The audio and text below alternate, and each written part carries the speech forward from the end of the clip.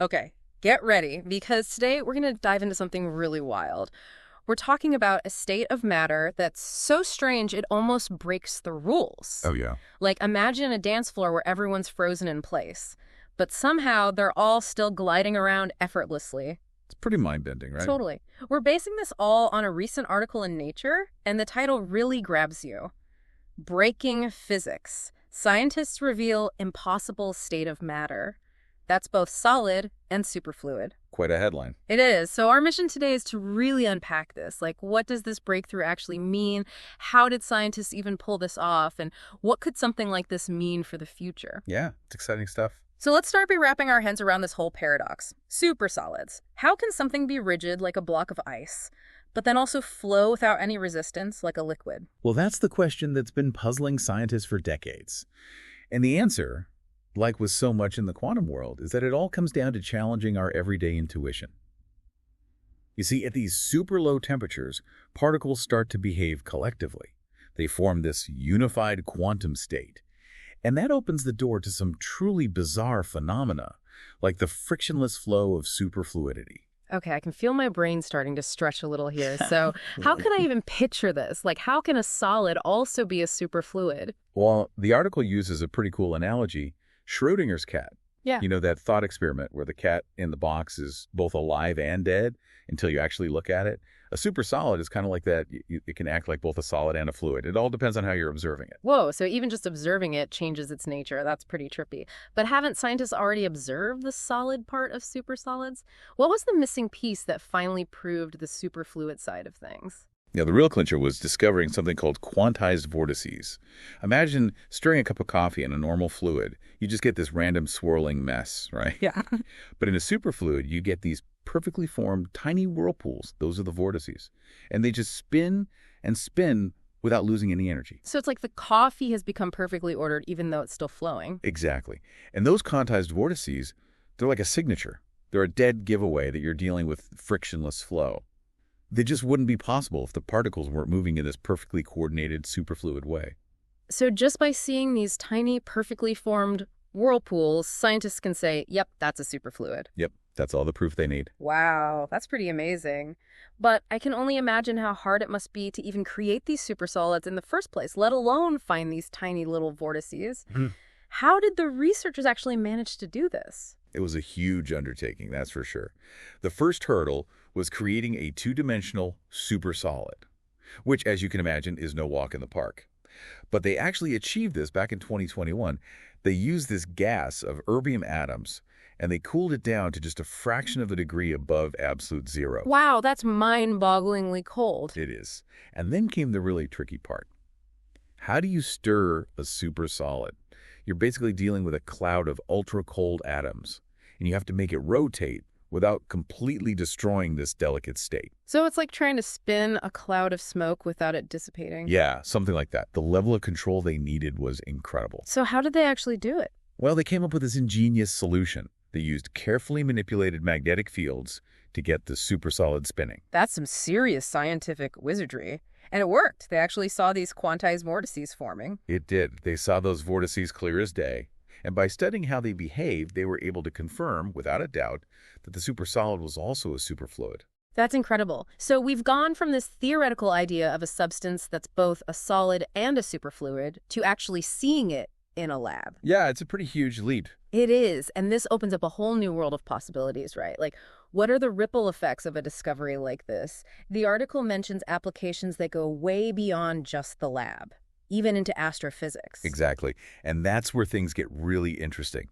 That's what we'll be diving into next. You know what's really fascinating about this? We're basically connecting the dots between these tiny little atoms and the vast, mind-blowing scale of the cosmos. It's like zooming out from a lab all the way to the heart of a star, and it's all thanks to these supersolids. Exactly, and it shows how universal the laws of physics really are. What governs these tiny supersolids in a lab also governs the matter in these crazy extreme environments, like the inside of a neutron star. So we can actually learn about these super extreme objects light years away by studying these little mini universes here on Earth. Exactly. And that brings us back to those neutron star glitches we talked about before. Remember those weird sudden changes in a neutron star's rotation speed? Yeah, like the star just kind of hiccups for a second and then speeds up or slows down. Well, imagine a neutron star, this super dense, rapidly spinning object. And scientists think the core of that star could actually be a superfluid. Now picture those quantized vortices, those tiny little whirlpools, inside that superfluid core. Okay, I'm picturing it's like a cosmic blender filled with superfluid. Yeah, something like that. So as these vortices interact with the solid crust of the neutron star, they can actually cause it to speed up or slow down. It's like the vortices are messing with the star's rotation, making it glitch. So those glitches we see, they could be a sign of superfluid vortices deep inside the star. That's one of the leading theories. And by studying how vortices behave in those lab-created supersolids, we can actually test and improve those models. It's like we have a window into the heart of one of the most extreme objects in the universe. It is, and it's pushing the limits of what we thought was possible. Who knows what other astrophysical mysteries involve superfluidity? Right. It's kind of like science fiction becoming reality. But it's not just about neutron stars, is it? The article also talked about how understanding supersolids could lead to breakthroughs in other areas of physics, too. Absolutely. Like condensed matter physics, the study of solids and liquids. Supersolids really challenge our basic ideas about what a solid or liquid even is. So what kind of impact could this have on our understanding of materials and their properties? Well, think about it. What if we had a material that was both super strong and rigid, like a solid, but could also flow without any resistance, like a superfluid? It sounds impossible. It does. But that's exactly what a supersolid is. If we can figure out how that's even possible, it could lead to all sorts of amazing new materials. Like, what could we do with a material like that? Well, think about areas where you need super strong, durable materials, but they also need to move or change shape easily without any resistance. So like aerospace engineering, transportation. Exactly. We could revolutionize those fields. Even medicine. Imagine super efficient systems for transporting fluids, or devices with moving parts that experience zero friction. It's like a whole new era of material science, all thanks to this quantum-level understanding of supersolids. It is. We're only just scratching the surface of what's possible. It's mind-blowing. But there's one more connection mentioned in the article I wanted to talk about. Supersolids and superconductivity. Ah, yes. Another fascinating area. Remember, superconductors can conduct electricity with zero resistance, which opens up all sorts of possibilities for energy transmission and electronics. Right, like lossless power grids and crazy efficient computers. But how do supersolids fit into all of this? They seem like totally different things. They are different, but there's some really interesting parallels. Superfluidity is about the flow of matter without resistance. Superconductivity is about the flow of electrical current without resistance. Okay, so even though the actual mechanisms are different, could there be some deeper connection? That's what researchers are trying to figure out. And remember those quantized vortices that prove the superfluid nature of supersolids? Yeah. Well, scientists believe similar vortices also exist in superconductors. So by learning about those vortices in supersolids, we could learn something about how to make better superconductors. It's definitely a possibility. It's all about making these connections and seeing the bigger picture. It's incredible how one discovery, this confirmation of supersolid superfluids, could have such a huge impact on so many different fields. It really shows the power of fundamental research.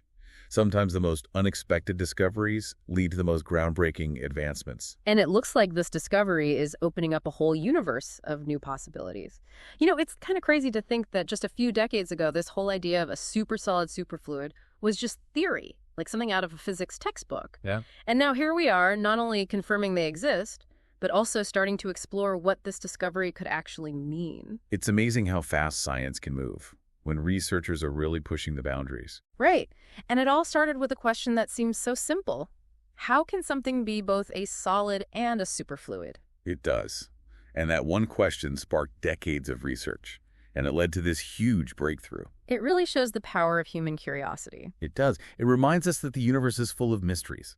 And with each discovery, we just keep peeling back more layers and finding even more amazing things underneath. So before we wrap things up, let's recap what we've learned about this incredible state of matter.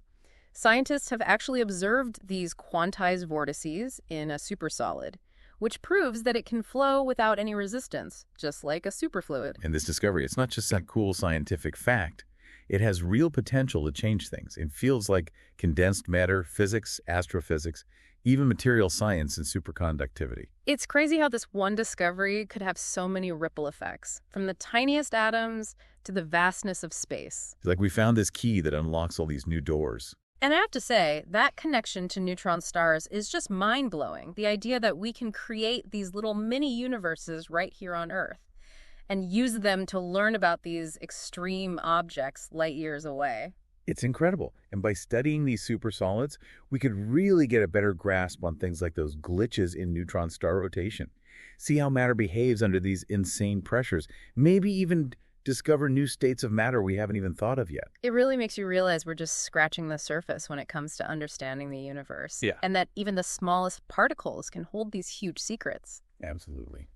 Well, I think it's time to wrap up our deep dive into this fascinating world of supersolids, superfluids. But for everyone listening who's now hooked on this topic, like we are, I'll leave you with one last thought. If we can create and study these mini-universes of extreme physics right here, imagine what other secrets of the cosmos we might unlock in the future. The possibilities are endless. They are. Until next time, keep exploring, keep questioning, and never stop being curious about the universe and the amazing things it holds.